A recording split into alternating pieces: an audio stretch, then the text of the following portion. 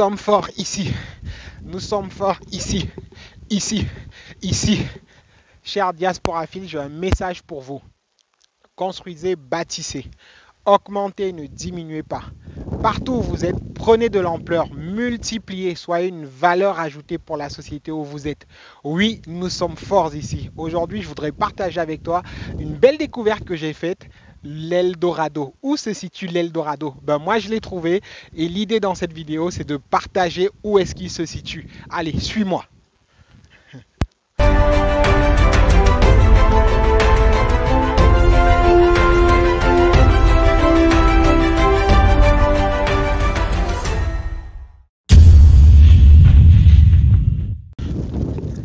Alors, je m'installe.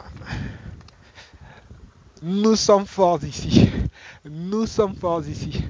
Bonjour chers diasporaphiles, je suis Alexis Mbakop et diaspora philosophe. Sur cette chaîne Diaspora Décomplexée, je me propose de partager avec vous, de discuter avec vous les problématiques, les difficultés de la diaspora en Occident et de réfléchir ensemble afin d'apporter des stratégies opérationnelles pour que la diaspora soit plus forte, soit plus respectée et considérée partout là où elle se trouve. Aujourd'hui, je voudrais partager, comme je le disais, le thème sur l'Eldorado. En tant que voyageur, benguiste, ngoulou, bosailleur, panaméen, nous sommes amenés à voyager en quête de cet Eldorado, cet endroit où nous pouvons gagner plus, où nous pouvons être plus à l'aise, où nous pouvons profiter mieux de la vie, où les soucis, même quand ils existent, sont résolus d'un claquement de doigts, où les choses sont, je dirais, assez faciles d'accès.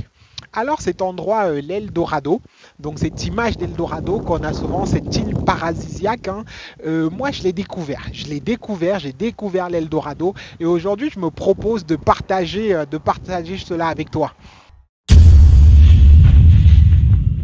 Donc avant de te présenter ce bel endroit, l'Eldorado, je voudrais partager avec toi quel est mon itinéraire, qu'est-ce qui m'a amené, quel a été mon cheminement de réflexion avant de trouver cet endroit, quel est le voyage, le chemin que j'ai réalisé pour arriver à cet Eldorado.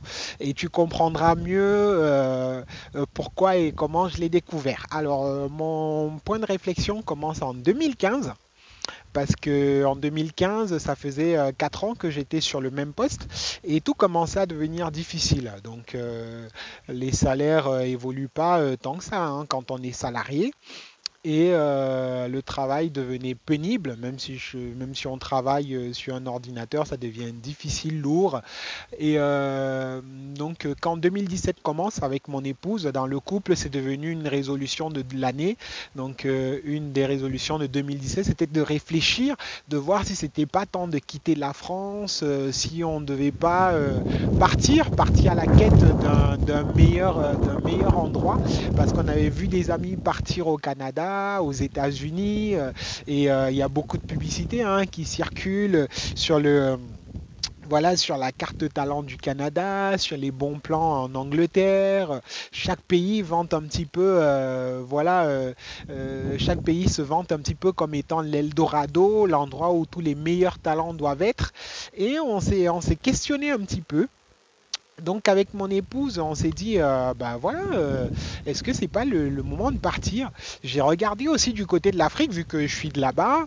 Et vous voyez, depuis quelques années, là, on a une foison d'experts qui nous expliquent que l'Afrique, c'est l'avenir. L'Afrique, c'est le monde d'aujourd'hui. C'est l'endroit où il faut être.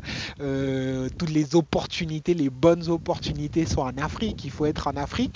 J'ai remarqué que 90, voire la grande majorité de ces experts résident en Occident. Quand ils sont en Afrique, c'est pour un court séjour. Donc l'Afrique pour eux, c'est la résidence secondaire, quoi. Ils sont tous installés en Occident. Je me suis dit peut-être je ferais mieux de regarder plutôt de l'autre côté. Alors, donc on a réfléchi et à un moment donné, je me suis dit, bah tiens, est-ce que c'est le fait de changer de lieu qui fera que je serai plus heureux? Est-ce que c'est le fait de changer de lieu qui fera que les difficultés que je rencontre aujourd'hui en France, je les aurai pas? J'ai regardé les chiffres sur le chômage, le taux de chômage, le coût de la vie dans différents pays. J'ai vu qu'il y avait des avantages et des inconvénients. Rien n'est parfait, aucun endroit n'est parfait, mais je tenais à découvrir l'Eldorado. Je tenais à trouver cet endroit où tout est nickel, tout est parfait, et j'ai continué ma quête. Alors, j'ai continué ma quête et j'en suis arrivé à un point de me dire, quel que soit le lieu où on se trouve, que ce soit le fin fond d'un village en Afrique, au Bangladesh, ou en Indonésie, ou en Guinée-Papouasie, le coin le plus reculé, quel que soit le lieu où on se trouve, quelle que soit la pauvreté du lieu, il y a toujours une personne, un groupe de personnes en fait, qui s'en sortent, pour qui tout va bien, tout roule, des personnes qui réussissent à s'enrichir là, des personnes qui réussissent à faire un max de blé. Je me suis dit, peut-être le problème n'est pas l'endroit où je me trouve, peut-être le problème se situerait à l'intérieur de moi. Et donc j'ai commencé à me poser des questions autrement, à dire qu'est-ce qui fait que les personnes réussissent en France? Qu'est-ce qui fait que les personnes arrivent à être multimillionnaires, milliardaires ici dans ce système? Donc j'ai retourné la question et j'ai commencé à me poser des questions et je me suis aperçu en fait que bah, je travaille dans le domaine bancaire et ce que je recherche tous les jours en fait, c'est de l'argent. C'est ce qui nous manquait, c'est ce qui faisait que toute situation, toute sollicitation devenait due, lourd pour nous. On ne pouvait plus aider, on ne pouvait plus subvenir à nos propres besoins au point d'aider d'autres personnes. Le moindre sujet référent à l'argent était compliqué. On n'avait plus assez à vivre pour nous, on n'avait plus assez pour répondre à un quelconque besoin, sachant que voilà, nous sommes de la diaspora, plusieurs comptent sur nous, plusieurs attendent de nous. Alors ça devenait une pression et je me suis dit, mais comment font les gens qui ont réussi dans ce pays? Comment font ceux qui ont plus? Comment font ceux qui arrivent à résoudre des problèmes? Comment ils font? Et là, à ce moment, je me suis dit, bah, je travaille dans la banque, mais j'ai rien compris de l'argent. Qu'est-ce que c'est que l'argent? D'où vient l'argent? Comment on fait pour en avoir plus? Comment on fait pour multiplier? Et là, je me suis dit, je dois défricher toute mon intelligence, toute mon éducation financière pour comprendre réellement les enjeux de là où je me situe, de là où je me trouve. Et à ce moment-là, il s'est passé un déclic dans ma tête et j'ai compris que j'étais sur l'Eldorado. Depuis de nombreuses années, j'étais là, je naviguais, je surfais, je tournais, j'avançais, je reculais. J'étais déjà sur l'Eldorado.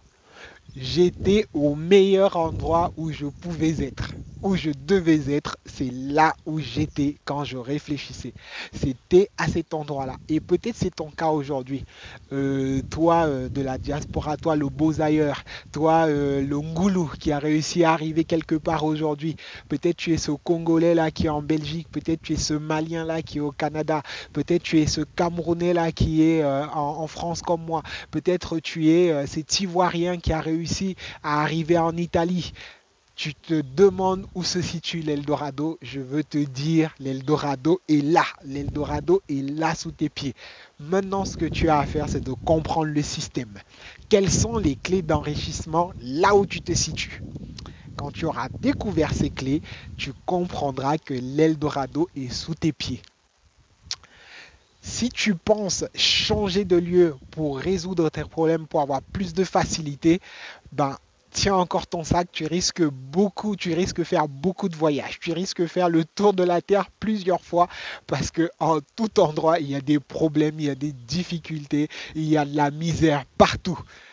l'endroit où tu es aujourd'hui, il y a de la richesse, il y a de la bonté, il y a de l'abondance. Il faut la découvrir. Il faut découvrir comment faire couler cette abondance-là. Et je te propose sur cette chaîne de partager spécifiquement des clés d'abondance, des clés qui font multiplier, des clés qui amènent à l'enrichissement. L'enrichissement, pas simplement pour s'enrichir, mais pour enrichir la communauté, pour enrichir les frères et les sœurs. Moi, j'ai découvert ces clés-là et je ne pouvais pas me priver. Donc, je veux vraiment ici, de manière décomplexée, aborder nos difficultés. Nous avons des difficultés financières, nous avons des difficultés économiques. Nous sommes des beaux ailleurs, nous sommes en Europe parce que nous en avons besoin. Donc arrêtons de tourner autour du pot, soyons conscients que nous avons besoin d'argent, nous avons besoin de plus, pas seulement pour nous, mais pour toute la communauté. Nous avons besoin de plus. Nous avons besoin de plus, c'est pourquoi nous avons besoin d'être forts ici. Je t'invite à t'abonner à la chaîne, à partager la vidéo, parce que ici, on va démystifier ce que c'est que l'argent, on va expliquer clairement ce que c'est que l'argent, où est-ce qu'il se trouve, comment le faire venir et comment le multiplier. Donc je t'invite vraiment à t'abonner et à être au rendez-vous pour la prochaine vidéo.